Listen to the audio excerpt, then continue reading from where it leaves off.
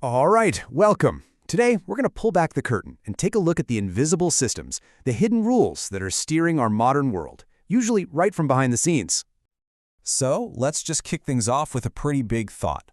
What if all the stuff that seems so chaotic, politics, the economy, even your social media feed, what if it's all running on the same, shared, and kind of predictable logic? Because to really get what's going on, we have to look deeper than the headlines and the hot takes. We need to understand the fundamental mechanics of control and communication that are shaping pretty much everything. Okay, so where do we even begin with something that big? Well, we have to start with the basics, with the actual science of how systems work. And there's a name for it, cybernetics. Yeah, cybernetics. The word actually comes from the ancient Greek for steersman, the person who's piloting a ship. And that's the perfect image, right? They're constantly feeling the feedback from the wind and the water, making all these tiny adjustments to keep the ship on course. And this is where it gets really, really interesting. This simple four-step loop, monitor, compare, act, and see the result, this is the engine of cybernetics. It's exactly how the thermostat in your house works. But here's the kicker.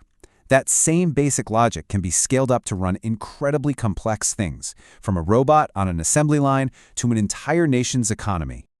And that brings us to a super important rule called Ashby's Law. It sounds complicated, but the idea is actually dead simple. You can't solve a complex problem with a simple tool. It's like trying to conduct a whole symphony with just a whistle. It's never going to work. Your control system has to be at least as complex as the mess it's trying to manage. And boom, here's a perfect real-world example of that law in action. When law enforcement doesn't have enough variety, enough investigators, enough funding, the power to cross state lines, it just can't absorb the complexity of organized crime. It's forced to just react to things after they happen instead of getting ahead of them. So now that we have that idea in our heads, let's use it to look at our first big, powerful model, the system of government itself. And to really picture it, think of the Ouroboros, that ancient symbol of a serpent eating its own tail.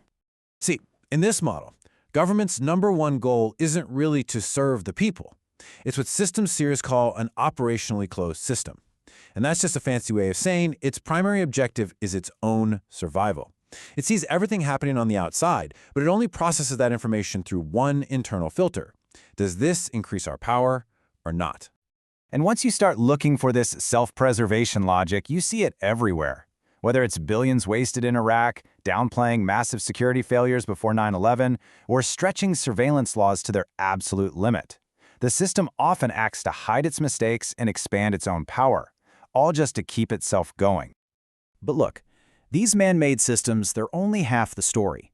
Our own biological system, the system of humanity itself, it runs on a completely different and frankly much more unified principle. Get this, genetically, every single human being on this planet is 99.9% identical. Just let that sink in for a second. That's not an opinion, that's a scientific fact that fundamentally unites us all as one, deeply connected species. So, all of our physical differences, our diversity, that's not a sign of division. It's the exact opposite. It is proof of our species' one shared superpower, our incredible, amazing ability to adapt and thrive in almost any environment on Earth. But that unified strength is vulnerable. It can be hacked. As this old film from right after World War II warned, people who want power use prejudice as a weapon.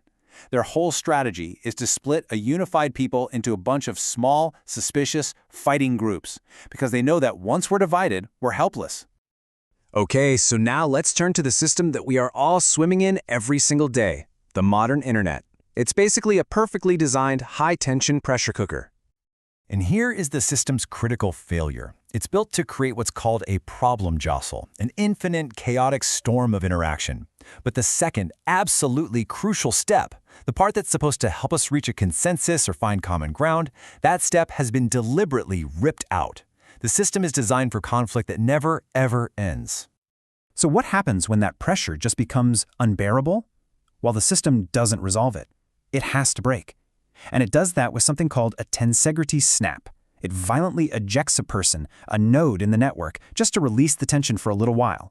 And that right there is the cold mechanical function behind what we call cancel culture. It's not about resolution. It's a pressure release valve to keep the whole thing from collapsing. So what we have are these two massive systems, the government Ouroboros and the economic Leviathan, which, yeah, includes that social media pressure cooker. And they are constantly interacting, constantly in a battle for dominance. And you have to understand, they run on completely different codes. They speak different languages.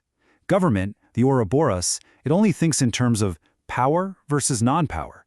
The economy, the Leviathan, it runs on the code of payment versus non-payment, or to put it simply, profit and data. These two systems are locked in what's called a structural coupling.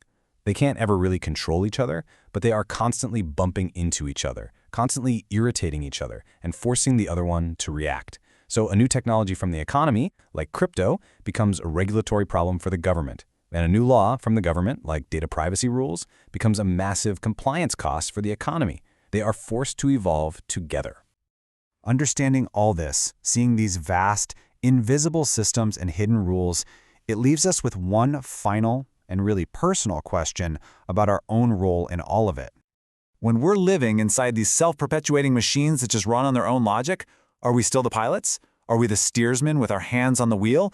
Or have we just become another component, another part being steered by forces we can finally see, but maybe can't direct? Just thinking about that, that's the first step.